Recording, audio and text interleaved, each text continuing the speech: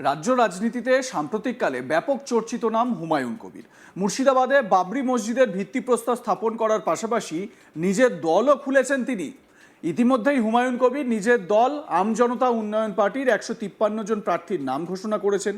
রবিবার মুর্শিদাবাদের রেজিনগরে দলের পার্টি অফিস থেকে মাত্র 153 জন প্রার্থীর নাম ঘোষণা করেছেন তিনি।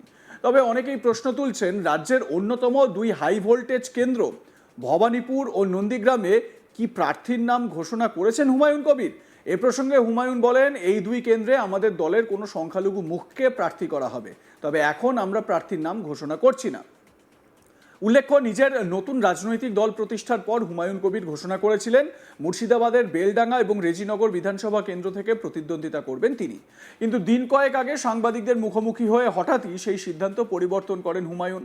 সেদিন হুমায়ুন ঘোষণা করেন, বেলডাঙ্গার পরিবর্তে মুর্শিদাবাদের রেজিনগর এবং নওদা আসন থেকে লড়াই করবেন তিনি। উল্লেখ্য, নিজের জেলা মুর্শিদাবাদের 22টি আসনের প্রার্থী এদিন ঘোষণা করতে পারেননি তিনি।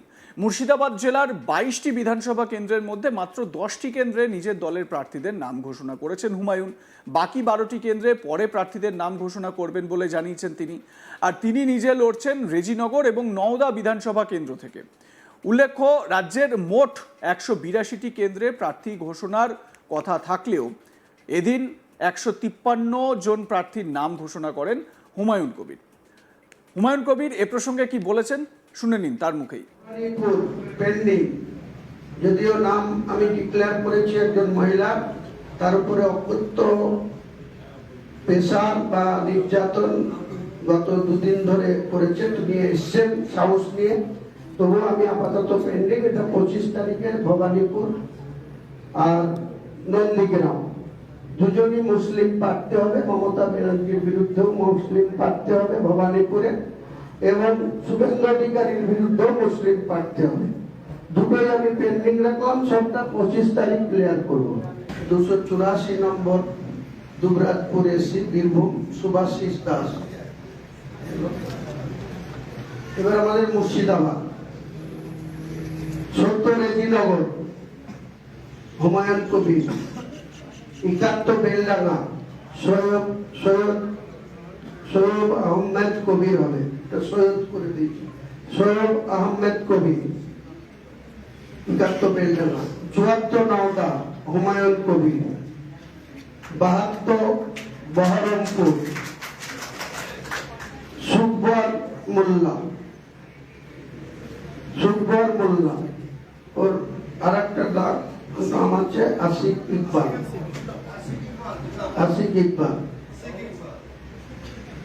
71 আরে ভরতপুরটা 69, 71 কে করেছে? এত সব মিস্টেক করিস। 69 ভরতপুর পীরজাদা খোরব আমিন সাহেব আমাদের ডান পাশে বসে হচ্ছে রাজ্য সভাপতি। আমার এক্সিস্টিং যেটা এমএলএ আছে আমি, এটা 69 হবে, 71 করেছে। 69 ভরতপুর পীরজাদা খোরব আমিন খুবাইব আমিন, বললাম না? 62 উল্টো পাল্টা সব করলো। সিরিয়াল আছে, দেখেন সিরিয়াল।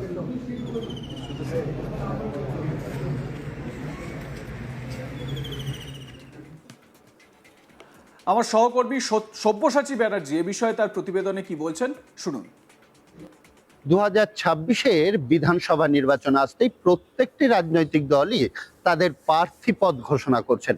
আর সেই মতোই কিন্তু আম জনতা উন্নয়ন পার্টির চেয়ারম্যান হুমায়ুন কবিরও তার নিজের দলের প্রার্থী পদ ঘোষণা করেছেন। তিনি পূর্বেই বলেছিলেন 182টি আসনেই তিনি লড়বেন, এবং এখনো পর্যন্ত 153টি আসনের নাম কিন্তু তিনি ঘোষণা করেছেন। 182টি আসনেরই নাম ঘোষণা করার কথা থাকলেও 153টি আসনের নাম ঘোষণা ইতিমধ্যেই তিনি করে দিয়েছেন।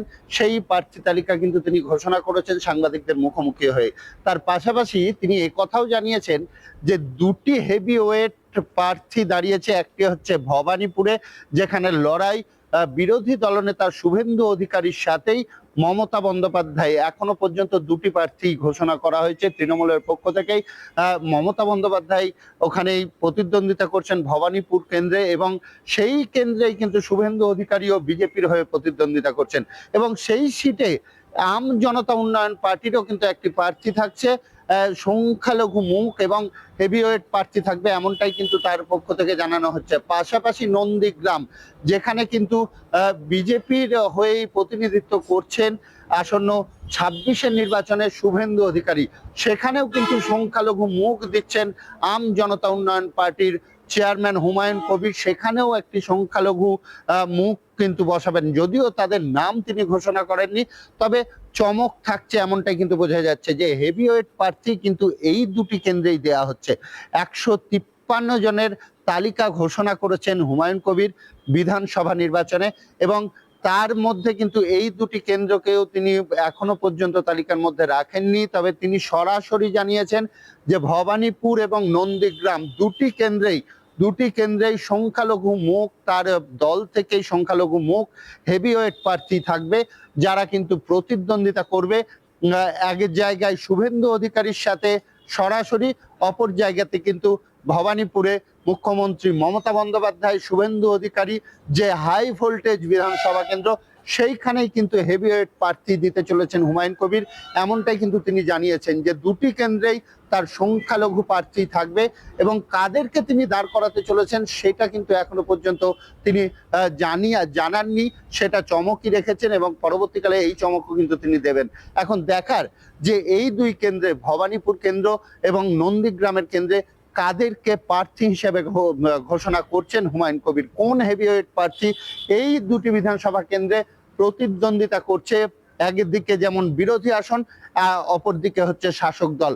এই যে সিট ভবানীপুর কেন্দ্র, প্রথম দিন থেকেই কিন্তু খবরের শিরোনামে এবং হাই ভোল্টেজ যে নির্বাচন হতে চলেছে ভবানীপুর কেন্দ্রে, সে কথা কিন্তু সবারই মুখে মুখেই শোনা যাচ্ছে যে কে জিতবে, এবার কে এগিয়ে থাকবে।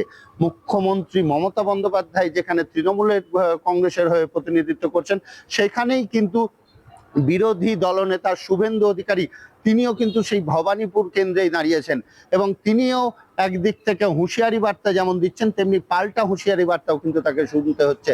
পাশাপাশি নন্দীগ্রামে শুভেন্দু অধিকারীর হয়েও কিন্তু আম জনতা উন্নয়ন পার্টির একটি সংখ্যালঘু ক্যান্ডিডেট প্রার্থী সেখানেও ঘোষণা করা হবে, এবং হেভিওয়েট প্রার্থী ঘোষণা করা হবে, এমনটাই কিন্তু এখনো অবধি জানা যাচ্ছে। এখন দেখার 2026-এর নির্বাচনে আম জনতা উন্নয়ন পার্টি কতটা তার দাঁত ফোটাতে পারে এই দুই বিধানসভা কেন্দ্রে।